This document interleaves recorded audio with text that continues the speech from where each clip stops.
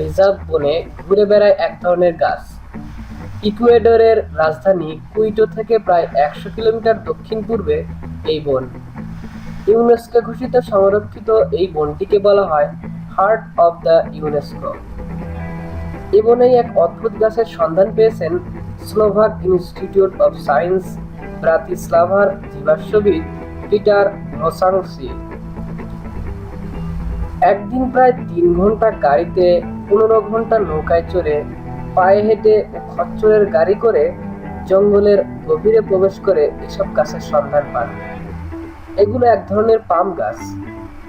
গাছগুলো যে আর টলকিনের মহাকাব্য লর্ড অব দ্য রিংস স্যাগায় বর্ণিত গাছের মতো পুরো বন হেঁটে বেড়ায়।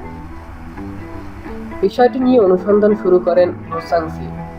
শুরুতেই পান অনাবিষ্কৃত ৩০ মিটারের একটি জলপ্রপাত, নতুন একটি টিকটিকি ও ব্যাঙের প্রজাতি। অনুসন্ধানে বেরিয়ে আসে আসল তথ্য। বনের পাম গাছগুলোর শিকড় প্রতিদিন ২ থেকে ৩ সেন্টিমিটার বাড়ে। শিকড় থেকে জন্ম নেয় নতুন গাছ। এভাবেই গাছে গাছে ছেয়ে যায় পুরো বন। এ কারণে এই গাছগুলোকে বলা হয় হেঁটে চলা গাছ। ভ্রোসানস্কি জানান, মাটি ক্ষয় হয়ে যাওয়ার কারণে গাছগুলোর শিকড় থেকে জন্ম নেয় নতুন নতুন শিকড়।